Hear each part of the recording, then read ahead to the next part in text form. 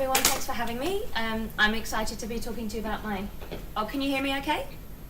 Yeah, about my pet project, machine learning for early prediction of kidney disease in cats. I just want to acknowledge before I continue that I'll be talking about the death of an animal in case that's triggering for some people. So just to set the scene, I'll tell you a little bit about me. I have a background in physics, so I finished a degree in physics and then I finished my PhD in cosmology. And since then I've been working in various fields of data science and statistics. And in April this year I started at Silverpond. Silverpond are a machine learning and AI consultancy here in Melbourne. So they've been trading for around 15 years. They work with large organizations as well as smaller organizations such as startups. And I'm a machine learning engineer at Silverpond, and Silverpond has the goal and the idea of accelerating the adoption of AI. We run a range of workshops, so just in case anyone's interested, we've got one coming up in November. It's a deep learning workshop. You can check it out on our website. And we also have a co-working space called The Pond, and it's a free space for women working in tech. Again, you can check that out on our website. Okay, so probably most people in this room are aware that machine learning offers many possibilities and opportunities across a broad range of industries, science, finance, business, whatever you're interested in. And that's really exciting. So what I wanted to ask you all is, who in this room has had to solve a machine learning problem? Put your hand up. Okay, keep it up. And now keep your hand up if you haven't had to munch the data to be able to do that. You've just got your data and it's just, yeah. Okay, so all of the hands went down. So ideally the task of the machine learning engineer is to take our perfect, well-ordered, relevant data set and push it into something that we've pip installed, probably from TensorFlow. And it's easy, we get results and everyone's happy. The reality of our lives is a bit different. We hardly ever have nice data. It's sometimes relevant. It's definitely not in the right format. And we spend a lot of time trying to twist it and munch it until we can push it into some algorithm which will hopefully do the rest of our work for us. So this is a situation I found myself in recently. So just holding that thought, I'd like to change track and tell you another story. So in August last year, this cat came quickly and unexpectedly into my life. At my previous job, I was sitting at a lunch table and someone was talking about this cat that they were fostering who needed a home, and she'd been with them for 5 months because no one wanted to adopt her because she was black and people are superstitious, and because she wasn't a kitten. She was a grown-up cat and everyone wants a kitten.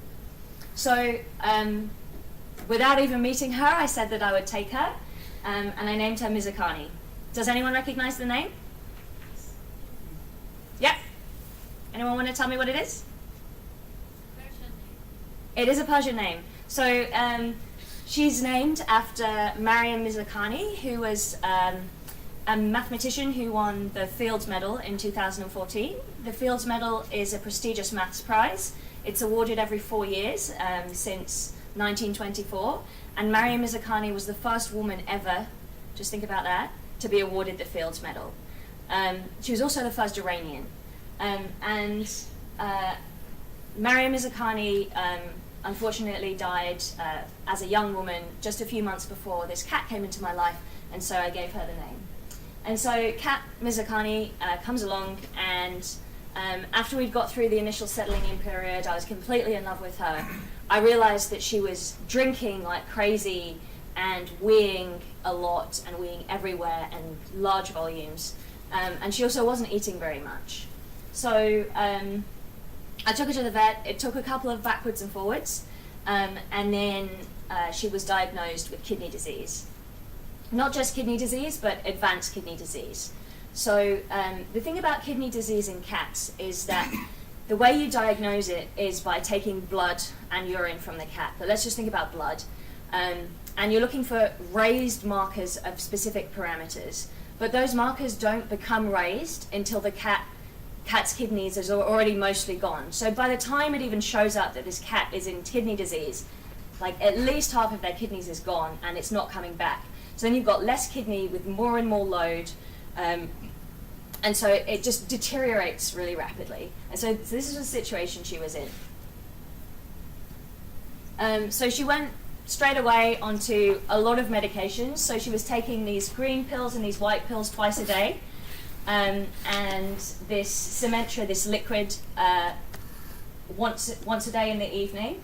And I was giving her fluid injections because she was very dehydrated once a week. She also had to go onto a special diet, and so this renal with tuna was her favourite one, so it's got a place on the slide. And they told me that she had days or weeks to live because she was so severe. I'd like to take this time to acknowledge Northcote Animal Hospital, who are over in Northcote. If anyone lives in the north, I can't recommend them enough for the care and love and support that they gave to me and Mirzakhani. So the 14th of October 2017 was when this first blood that we got back from Mirzakhani, where she was diagnosed with kidney disease. And this is what a blood test looks like. And you can see we've got the test names, the results, and then this reference interval. And the reference interval is sort of a normal range. And what I've done is just highlight in yellow the markers that were raised. So the two main ones on the right for you are urea and creatinine. And if you look at that creatinine, she was 998 when the upper limit is 160. So she is just like, she was way out of that range. And she had about a handful of blood tests. And so I'm going to show you those three things. It's phosphate, urea, and creatinine for the 4 time points that she had tests for. So those dots show when she had the test points, and those red lines are the interval of where she should be. So she's way, way above what she should have been. With the phosphate, she did manage to come back down, but the point is that, as I said, I'll say it again, you don't see this. You don't see the cat going out of that red range until half of the kidney's gone, and by then it's much too late. So at the time, this graph ends in April of this year, 2018, and that's unfortunately when my cat Mirzakhani died. And that coincided with a project I was working on for a client, a medical research project, where we were predicting disease. And so I was inspired to see if there was a way to, if we had data before a cat went into this high range of those parameters, maybe we could predict kidney disease sooner, we could intervene, we could give this medication and slow down the progression of the disease. So I had a lot of conversations. I thought about where I could get data from, what would be relevant. I sort of knew that blood was relevant. I think the weight of the cat was relevant, and maybe there were other things that we could use as predictors. So where do you get data from? Because one cat's not enough. I had my one cat, but she already had kidney disease. I'd need to see the progression into kidney disease. So there's the labs that take the blood. There's the clinics themselves, and surely research organisations have this kind of data. What I found out was that the blood test I showed you was one of many, many formats, and that every clinic that takes blood from a cat sends the blood off, gets it from the lab, and then gets this document, and they just attach it to the patient history. It's very rarely in a database, but usually it's attached. So here is. This one is PDF. You see that it looks different, and it's a PDF. Here is another example. That one's a text file. That one's a Word document. And this one's a HTML file. So it seems like it's not going to be too much of an easy task to get the data that I need. And this is where another hobby of mine really helped me out.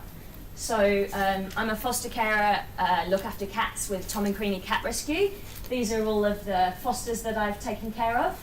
And so through my networks of, I guess, knowing cat people in Melbourne and taking care of cats, I was able to have a lot of conversations with people that know about how vet practices work, how the blood labs work, and find out and these aren't data people, so sometimes I'd have to be really clear with what I was saying and be like, okay, but then when you look at the blood test, like, what does it look like? And they'd be like, oh, we just click on it and it opens and it's a file. I'd be like, okay, great. So we need to do a lot of scraping. So this was an example of how the combination of my expertise as a scientist and a machine learning engineer and my interests and my involvement in cats led me to be able to led me to this challenge of, can we predict kidney disease earlier to help cats? And so what I managed to do was get one clinic that was willing to give me a data set. So I went in there and I sat there for a few days and I took all of their blood tests, and there wasn't an elegant solution. It was just me in a Jupyter notebook going through, scraping all of those HTML files and then scraping a bunch of PDFs and then joining them all together. And what I ended up with, what I've recently ended up with after at least 6 months, is a clinic's worth of data, which is exciting for me. And so it's a 5-year period, and there are a total of about 2,355 cats in the sample that I have.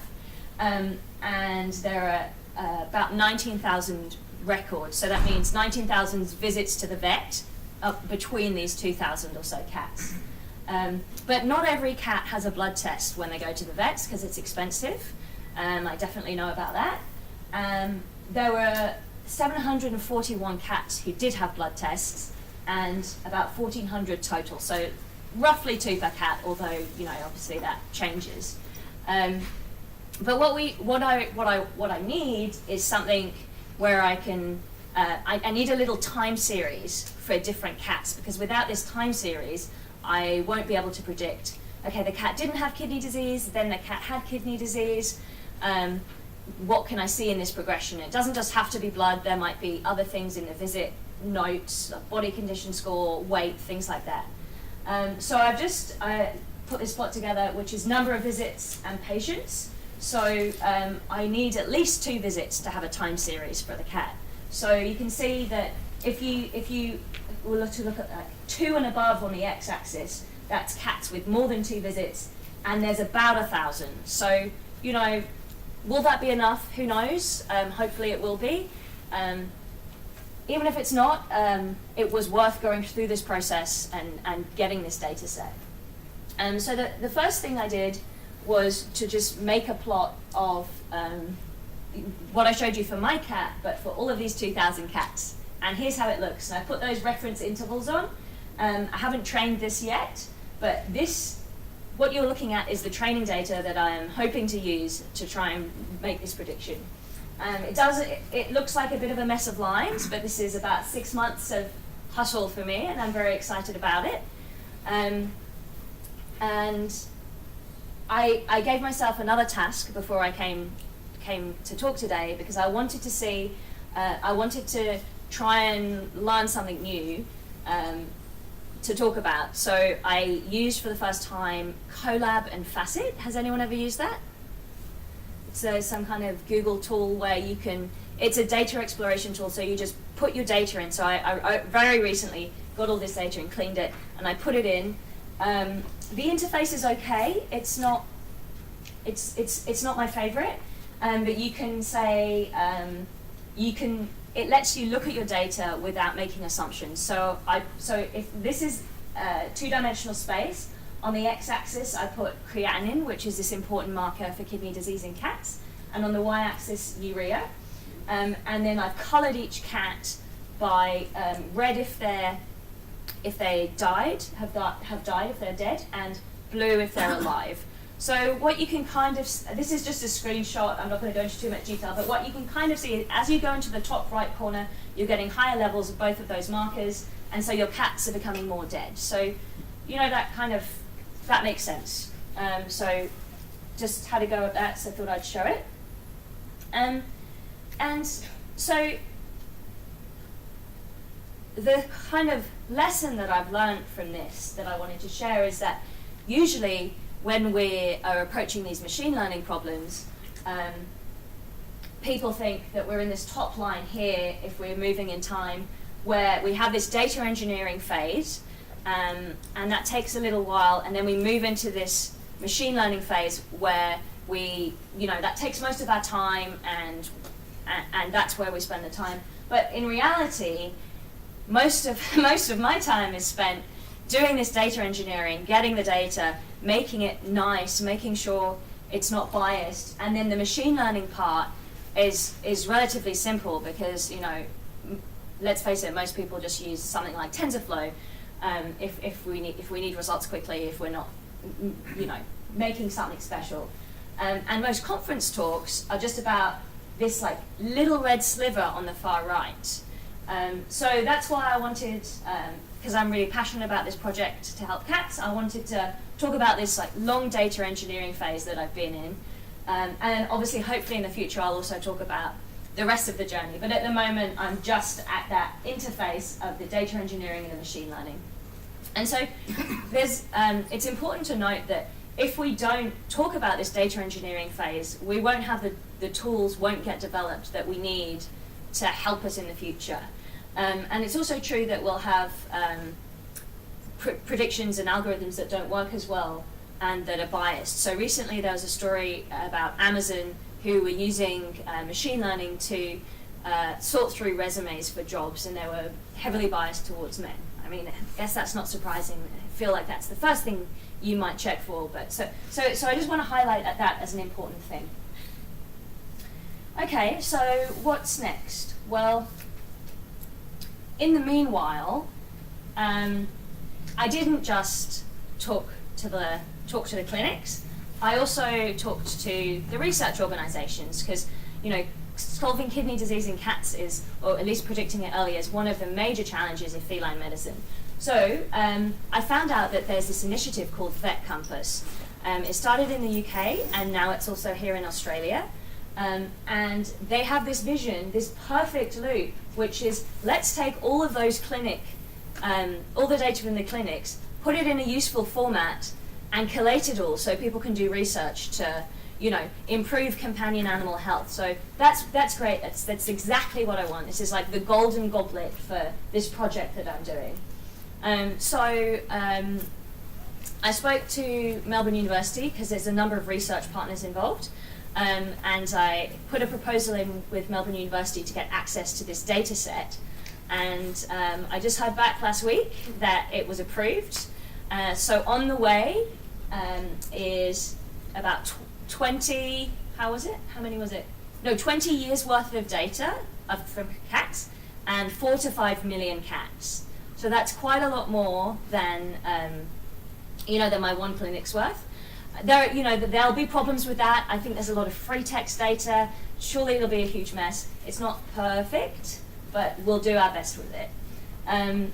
So that's exciting, and that's what's on the horizon. So I just wanted to finish by saying thank you and stay tuned. This is Mirzakhani lounging in the sun, and encourage you that if you have data about something, you never know when someone might want to use that data to do something useful with it. But at the same time, if I wasn't, involved in these communities, I'd never have got the chance to be in this perfect position that I find myself in to try and tackle this problem and improve the lives of cats who may go on to develop kidney disease. So just, every time you're having a conversation about something you care about, it might be your next data source for a project. From me, from Mirzakhani, thank you so much. If anyone wants to ask questions,